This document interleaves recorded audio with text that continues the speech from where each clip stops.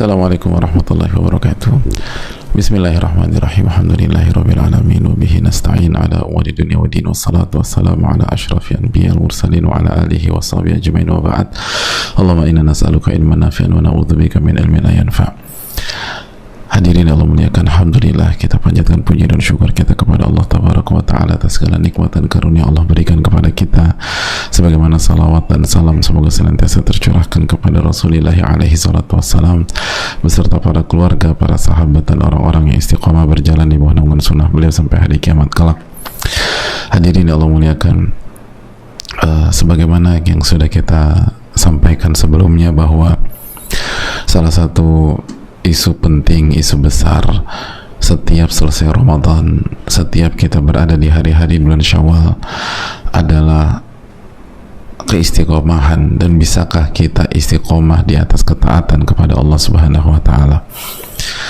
Dan Allah meminta kita untuk tidak menjadi seperti seorang pemintal yang tidak waras, yang mengurai apa yang telah ia pintal. Dan sebuah bencana, hadirin, kalau yang dipintal adalah ketakwaan dan amal soleh di bulan Ramadan, namun di waktu yang sama memang ini isu kita di setiap tahunnya ketika memasuki bulan Syawal. Dan pada pertemuan yang lalu pun kita sudah jelaskan bahwa ternyata istiqomah itu nggak mudah. Itu salah satu jawaban dari mungkin pertanyaan-pertanyaan yang menggelisahkan hati ini. Kenapa kok susah banget mempertahankan amal soleh yang sudah dibangun di Ramadan? Kenapa kok kepleset lagi di bulan Syawal? Kenapa kok kehilangan arah di bulan Syawal? Kenapa dan kenapa? Mengapa dan mengapa?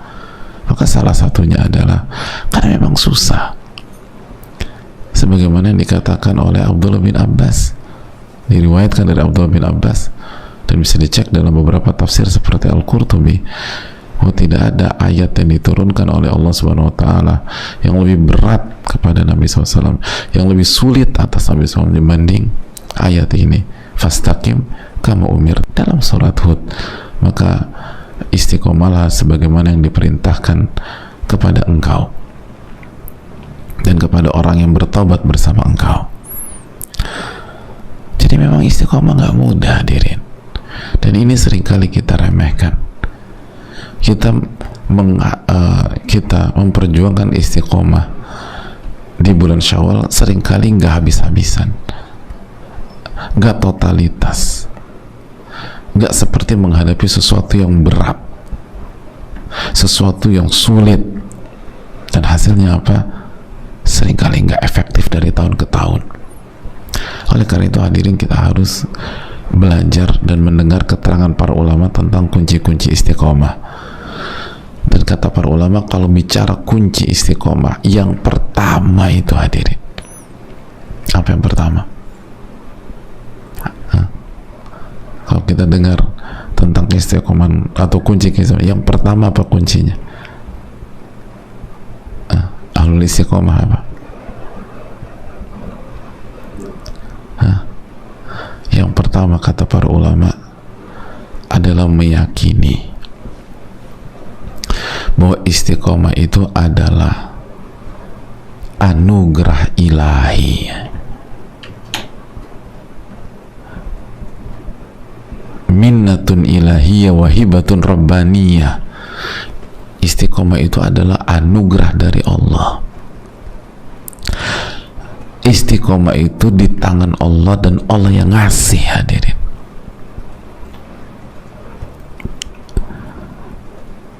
Itu kaidah pertama. Ini anugerah dari Allah tabaraka wa taala. Ini pemberian dari Allah Subhanahu wa taala. Ini bukan semata upaya dari manusia. Ini bukan sebatas semangat juang dari seorang hamba. Ini bukan sebatas kita melengkapi semua perangkat-perangkat keistiqomahan, sarana-sarana istiqomah. Sarana-sarana istiqomah itu penting, tapi yang pertama, yang utama, ini adalah anugerah dari Allah Tabaraka wa Ta'ala. Ada banyak ayat tentang ini. Allah berfirman dalam surat Yunus ayat 25, wallahu yad'u ila daris salam. Allah mengajak kepada Darussalam, wa yahdi man yasha'u ila siratil mustaqim, dan memberikan hidayah kepada orang yang Allah inginkan dan kehendaki ke siratul mustaqim, ke jalan yang istiqomah. Allah yang mengatakan, Allah yang kasih hidayah kepada orang yang Allah kehendaki. Ini pemberian dari Allah. Dalam surat Al-An'am ayat 39 Allah berfirman, may yasha'illahu yudlilhu, dan barang siapa yang Allah kehendaki Allah akan sesatkan dia. Wa may yasha' yaj'alhu ala siratim mustaqim, dan sebagian orang yang Allah kehendaki Allah kasih hidayah untuk menuju siratul mustaqim. Allah kasih hidayah agar berada di siratul mustaqim, di jalan keistiqomahan.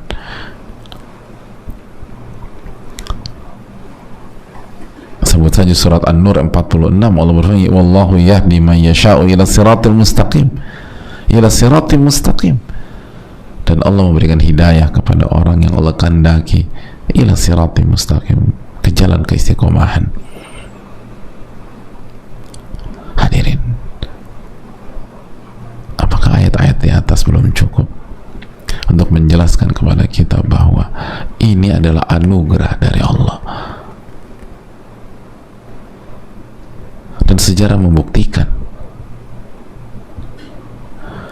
bagaimana sebagian orang-orang yang sangat dekat dengan Rasulullah SAW secara nasab, secara lokasi,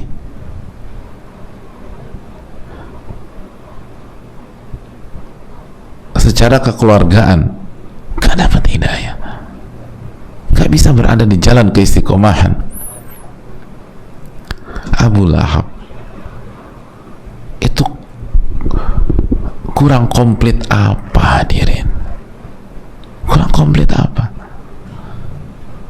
Paman Rasulullah sallallahu alaihi wasallam, paman. Sayangnya dengan Nabi SAW, secara keponakan jangan ditanya. Satu darah dengan Nabi SAW. Tinggalnya di mana?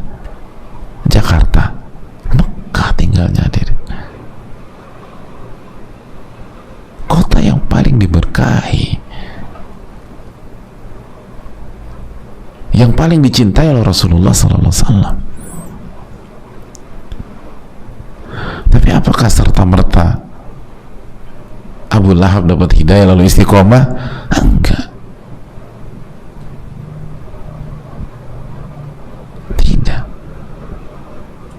Bahkan untuk pura-pura dapat hidayah dan istiqomah pun juga tidak. Ayat turun, tabbat yada abi lahabi wa tabba, dijelaskan sebagian para ulama. Ini menunjukkan kalau sudah tutup pintu hati dan kejeniusan bersrategi dari diri seseorang, gak bisa berkutik orang tersebut. Abu Lahab itu bukan orang bodoh, dia cerdas.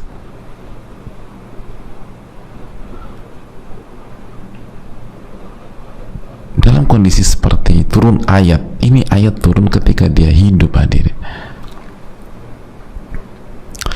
Kalau kata pakar strategi, dia tuh bisa pura-pura masuk Islam dan pura-pura istiqomah hanya untuk membantah ayat ini dan untuk membuat heboh dan geger dan membangun ketidakpercayaan umat pada saat itu kepada Nabi SAW. Katanya Abu Lahab masuk neraka, ini buktinya masuk Islam, buktinya istiqomah. Sebagaimana orang-orang munafik itu pura-pura istiqomah, hadirin.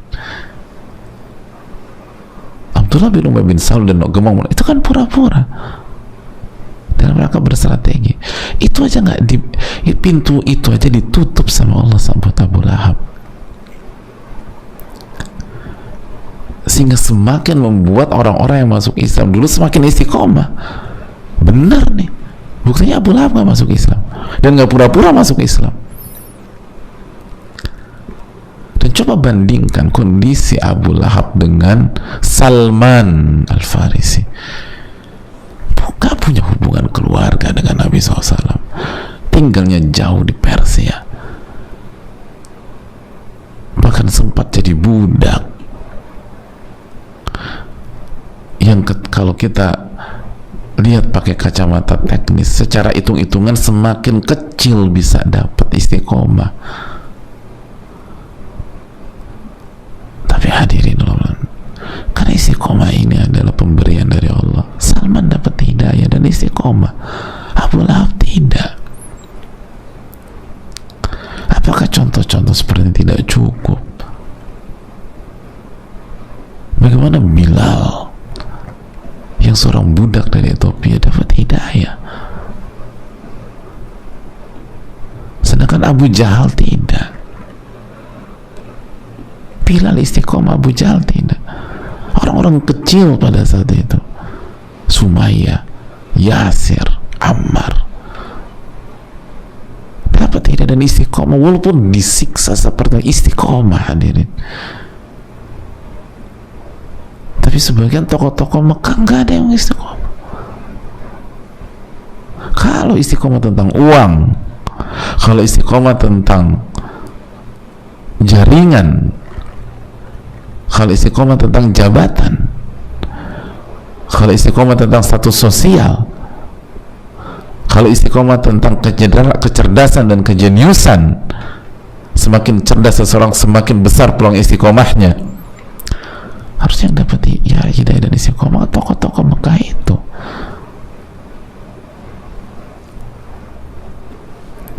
Maka jangan andalkan diri kita kalau kita ingin istiqomah, khususnya setelah Ramadan. Jangan andalkan kecerdasan kita, jangan andalkan kejeniusan kita, jangan andalkan pengalaman kita. Allah tuh kalau mau balik orang, mau membalikkan kondisi orang tuh gampang, tinggal bilang kun fayakun. Jangan ujub, jangan sombong. Mentang-mentang kita khatam di Ramadan, mentang-mentang kita itikaf di Ramadan, mentang-mentang kita selalu qiyamul lail di Ramadan. Istiqomah itu pemberian dari Allah.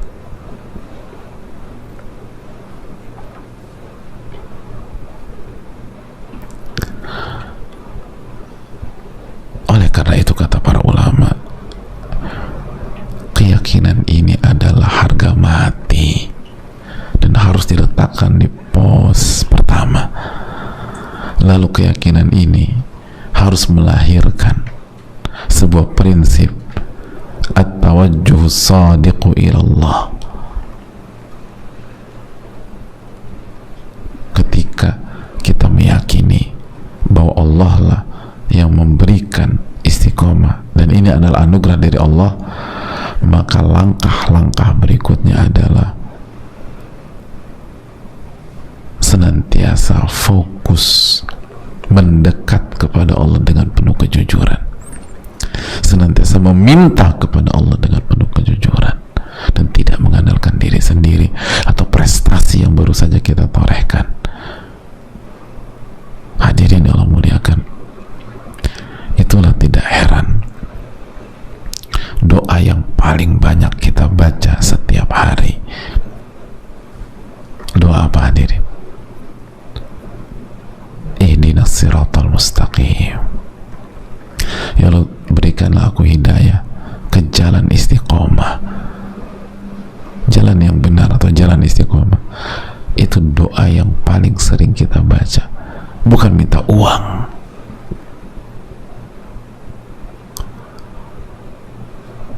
bukan minta jodoh, tapi minta istiqomah. Walaupun minta jodoh itu bagus, hadir. Minta rezeki, minta uang kepada Allah bagus.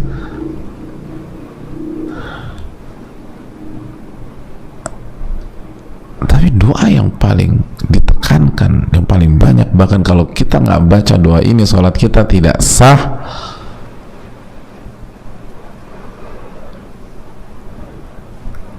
ada di antara kita baca iyyaka na'budu wa iyyaka nasta'in lalu langsung bismillahirrahmanirrahim alif lam mim dzalikal kitabu la raiba fi sampai Al-Baqarah selesai.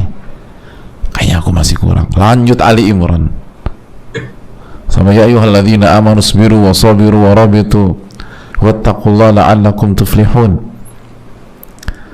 Belum puas, masuk lagi An-Nisa ya ayyuhan nasu taqu rabbakum alladzi khalaqakum min nafsin wahidah. 3 surat dibaca, salatnya sangat diri. 3 surat terpanjang dibaca, doa ini di skip dan dilewatkan, nggak sah doa salat kita. Tapi sebaliknya Al-Fatihah, doa ini kita baca habis walat dolin amin, baca inna a'tainakal kautsar, ruku, sah apa tidak? Sah dengan rukun-rukun yang lain. Ini kan pelajaran besar. Kalau kita ingin istiqomah, minta kepada Allah dulu, kembali kepada Allah dulu. Jangan ngandelin, jangan mengatakan Ramadan aku bisa, maka Syawal aku pasti bisa. Enggak, hadirin. Ramadan tuh bisa karena Allah kasih hidayah. Syawal kalau tidak dicabut, gelagapan kita coba. Makanya itu tadi kan ada banyak orang gagal puasa 6 hari di bulan Syawal. Secara hitung-hitungan logika kan aneh bin ajaib, hadirin. Wong satu bulan Anda berhasil, masa 6 hari gagal? 1 bulan Anda berhasil, masa 6 hari gagal? Udah gitu 6 harinya nggak harus langsung, nggak harus di awal, atau nggak harus di hari-hari tertentu di bulan Syawal. Bebas kita milih, asal 6 hari dan bisa diloncat-loncat. Itu aja di antara kita nggak berhasil, dan sebagian kita ada yang berhasilnya mepet-mepet. Boleh, tapi kan itu jadi renungan seharusnya. Kenapa ketika Ramadan nggak ada opsi men-skip, nggak ada opsi loncat-loncat? Opsinya cuma satu di puasa Ramadan, sapu bersih dari hari pertama sampai hari terakhir. Mas nggak puasa, aku start di hari ketiga aja Ramadan, 1-2 mau pemanasan dulu. Nggak boleh demikian Ramadan. Tapi puasa Syawal bisa. Nggak Syawalan nih, hari ini ada janji sama orang tua udah masak, insya Allah besok lah bisa kita siang itu kita makan siang di rumah orang tua. Ada banyak opsi, hanya 6 hari. Tetap aja banyak di antara kita hampir setiap tahun injury time gitu. Harus deg-degan dulu, dapat nggak ya.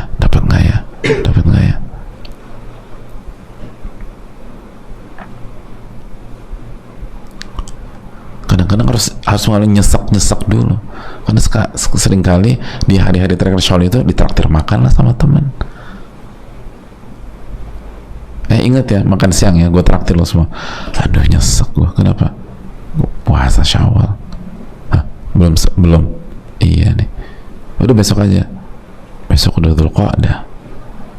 Udah gak ada opsi lagi. Gitu. Mentahnya aja deh bro. Mentahnya lagi dia minta. Gak bisa. Harus makan di tempat. Jadi hadirin yang memuliakan, itu kan pesan. Ini bukan tentang ringan atau mudahnya sebuah ibadah. Ini bukan tentang sedikit atau kecilnya sebuah ibadah. Kita tuh bisa mengerjakan ibadah karena taufik dan hidayah dari Allah. Buktinya Ramadan yang jauh lebih sulit itu kenyataannya setiap tahun jauh lebih mudah dikerjakan, dan puasa Ramadan Syawal jauh lebih ringan ternyata sulit. Jangan-jangan karena kita kurang minta pertolongan sama Allah di Syawal, sebagaimana waktu di Ramadan kita doa sama Allah, minta sama Allah dimudahkan Ramadan.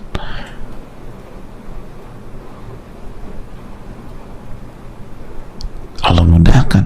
Syawal lupa minta sama Allah, lupa isti'anah, minta pertolongan, lupa tawakal, gagal akhirnya Syawal nih kita. Ini yang perlu kita camkan. Semoga kita diberikan keistiqomahan. Dan sekali lagi, yang pertama, kembalikan kepada Allah. Istiqomah adalah anugerah dari Rabbul Alamin.